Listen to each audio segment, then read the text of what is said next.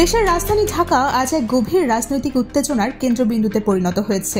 একটিমাত্র মহাসমাবেশ, জামায়াতে ইসলামী সহ ৮টি রাজনৈতিক দলের সমন্বয়ে গঠিত জোটের আয়োজিত এই বিশাল জনসভা সমগ্র বাংলাদেশের রাজনৈতিক গতিপথকে এক নতুন মোড় দিয়েছে।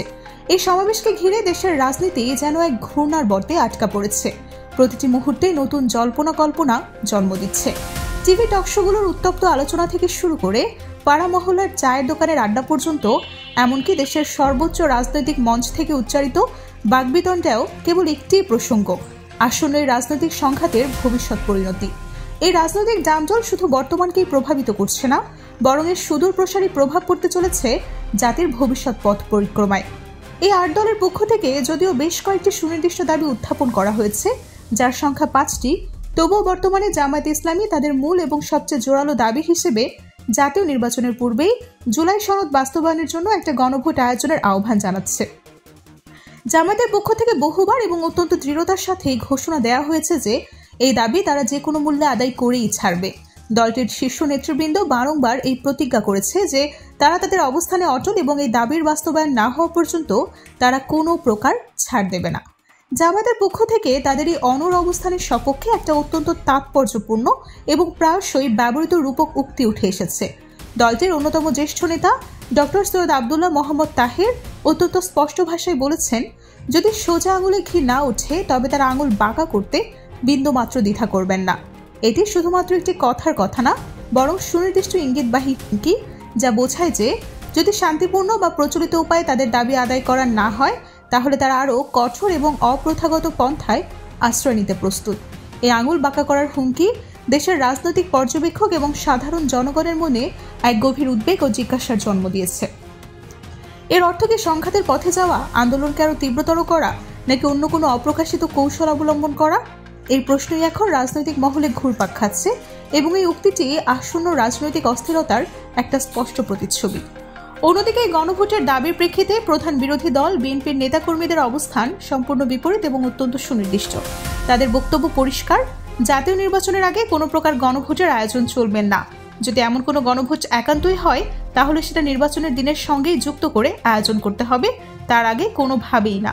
তাদের এই যে একঘেয়েমি মনোভাব, যা কোনো অবস্থাতেই নির্বাচনের আগে গণভোট মানতে রাজি না, রাজনৈতিক অঙ্গনে একটা জটিল সমীকরণে জন্ম দিয়েছে। এই বিতর্কের মধ্যে সরকারও নিজেদের অবস্থান পরিষ্কার করেছে, যা পরিস্থিতিকে আরও জটিল করে তুলেছে। সরকারের পক্ষ থেকে বিএনপি ও জামায়াতকে উদ্দেশ্য করে একটি সুস্পষ্ট এবং কঠোর বার্তা দেওয়া হয়েছে। আগামী 13 দিনের মধ্যেই গণভোটের বিষয়ে একটি চূড়ান্ত ঐক্যমত পৌঁছে তাদের সিদ্ধান্ত সরকারকে জানাতে হবে। এই সময়সীমা, যা এখন প্রায় শেষের পথে, মাত্র 1 বা 2 দিনের মধ্যে এর মেয়াদটা শেষ হতে চলেছে।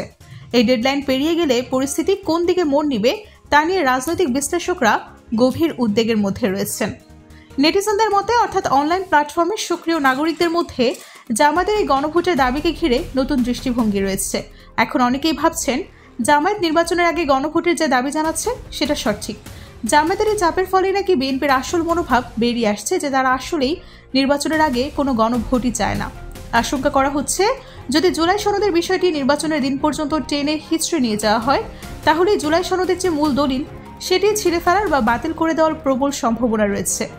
বিএনপির শীর্ষস্থানীয় নেতা এবং তাদের মুখপাত্রদের পক্ষ থেকে এই গণভোটের বিষয়ে একটা অত্যন্ত স্পষ্ট বক্তব্য শোনা যাচ্ছে।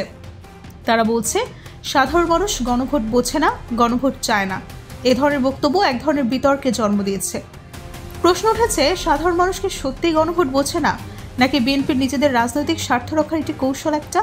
এই মন্তব্যগুলো তাদের প্রতি জনসমর্থন কমাতেও ভূমিকা রাখতে পারে, কারণ মানুষ এখন আরও সচেতন এবং রাজনৈতিক বিষয়ে তাদের নিজস্ব মতামত প্রদানে দ্বিধা করে না। তাহলে কি আগামী 11 তারিখে সত্যি কিছু একটা এসপার ওসপার হবে, অর্থাৎ একটি চূড়ান্ত ফয়সালা বা বড় কোনো রাজনৈতিক সিদ্ধান্ত আসবে? প্রশ্নটি সবার মনেই রয়েছে। যদি শান্তিপূর্ণ উপায়ে তাদের দাবি পূরণ করা না হয়, তাহলে সোজা আঙুলে ঘি না ওঠে, তাহলে আঙুল বাঁকা করতে তারা প্রস্তুত। এটা স্পষ্ট ইঙ্গিত দেয় তারা কঠোর কর্মসূচিতে যাবে, পরিস্থিতিকে আরও জটিল করে তুলবে। এই পরিস্থিতি এতটাই তীব্র যে এদিকে বিএনপি নেতা মির্জা ফখরুলও বুঝতে পারছেন, জামায়াতের এই হুমকি কেবল সরকারের প্রতি না, পরোক্ষভাবে তাদের নিজেদের জোট সঙ্গী অর্থাৎ বিএনপির প্রতিও নির্দেশিত। মির্জা ফখরুল দেশের অন্যতম প্রভাবশালী বিরোধী দলীয় নেতা। এই জটিল পরিস্থিতিকে নিজেদের দলের অবস্থান ব্যাখ্যা করার চেষ্টা করেছেন। তিনি স্বীকার করেছেন, একটি রাজনৈতিক দল জামায়াত ইসলামী একটি জোট গঠন করেছে, নির্বাচনের পূর্বেই গণভোট আয়োজনের জন্য চাপ সৃষ্টি করছে। তবে তিনি প্রশ্ন তুলেছেন, কেন নির্বাচনের আগে কেন গণভোট হতে হবে? প্রশ্নটি তার দলের অস্বস্তি এবং এই দাবির প্রতি তাদের অনীহাকেই প্রকাশ করে। তিনি আরও বলেছেন যে, আমরা বলেছি আমরা গণভোট মানছি, কিন্তু গণভোট নির্বাচনের দিনেই হতে হবে। তার এই বক্তব্যের মাধ্যমে বিএনপি একদিকে গণভোটের ধারণাটিকে সম্পূর্ণরূপে প্রত্যাখ্যান করছে না, তবে সময়কাল নিয়ে তাদের কঠোর আপত্তি রয়েছে। এর পেছনে তিনি যে যুক্তি দিয়েছেন তা হলো, দুটো ভোট করতে গেলে অনেক টাকা খরচ হবে। এই অর্থ ব্যয়ের যুক্তিটি রাজনৈতিক মহলে সমালোচনা করছে। মির্জা ফখরুলের এই যুক্তি বহু পর্যবেক্ষকের মতেই অত্যন্ত দুর্বল এবং অপ্রতুল। তার এই বক্তব্যের পর অনেকেই প্রশ্ন তুলেছেন, বাহ মির্জা ফখরুল সাহেব, এই ব্যঙ্গাত্মক উক্তি প্রমাণ করে তার যুক্তি জনসাধারণের কাছে কতটা হালকা মনে হয়েছে। আসলে এই বিতর্কে টাকা খরচ কোনো মূল ফ্যাক্টর না। মূল ফ্যাক্টর হলো, যদি গণভোটের মাধ্যমে জুলাই সনদ পাশ হয়ে যায়, তাহলে তারেক রহমান এবং বিএনপি যদি ভবিষ্যতে ক্ষমতায় আসেও, তাহলে তারা নিজেদের ইচ্ছামতো লুটপাট বা অবাধ ক্ষমতা একদমই ব্যবহার করতে পারবে না। এছাড়াও জুলাই সনদের অন্যতম গুরুত্বপূর্ণ একটি দিক হলো বিচার বিভাগের স্বাধীনতা। যদি এই সনদ কার্যকর হয়, তাহলে বিচার বিভাগ ট্রুলি স্বাধীন হবে। এর ফলে বিএনপি বা অন্য কোনো সরকার নিজেদের ইচ্ছে মতো বিচারপতি নিয়োগ দিতে পারবে না, যা বিচার প্রক্রিয়ায় রাজনৈতিক হস্তক্ষেপের পথ বন্ধ করবে। এখন বিএনপির পক্ষ থেকে একটি অত্যন্ত বিতর্কিত এবং প্রায় ক্লিনিক্যাল যুক্তি উপস্থাপন করা হয়। তাদের মতে, যদি এই সব কিছু করতে না পারা যায়, যদি ক্ষমতা খাটানো না যায়, দেশের টাকা বিদেশে পাচার করার সুযোগ না থাকে, তাহলে সরকার গঠন করে কি লাভ ভাই? এই প্রশ্নটি তাদের রাজনৈতিক উদ্দেশ্য এবং নৈতিক অবস্থান নিয়ে সত্যি গভীরভাবে প্রশ্ন তোলে। তবে বিএনপি সম্ভবত এটি বুঝতে পারছে না যে সাধারণ মানুষ কেন আওয়ামী লীগকে ক্ষমতা থেকে সরিয়ে দিয়েছে। জনগণ দুর্নীতি, চাঁদাবাজ, ক্ষমতার অপব্যবহারের কারণেই বর্তমান সরকারের প্রতি বীতশ্রদ্ধ। বিএনপি যদি জুলাই সনদের সকল পরিবর্তন, সংযোজন এবং বিয়োজন মানতে বাধ্য থাকবে বলে বহু আগেই বলেছে, তবে তাদের সম্ভবত ভুল ধারণা ছিল। এখন আগামী কয়েকদিনের মধ্যে যদি বিএনপি কোনো ডাইনামিক বা গতিশীল দৃঢ় সিদ্ধান্ত নিতে না পারে, তাহলে তারা শুধু নিজেদেরকেই শেষ করবে না, দেশের ভবিষ্যৎকেও গহ্বরে ঠেলে দেবে।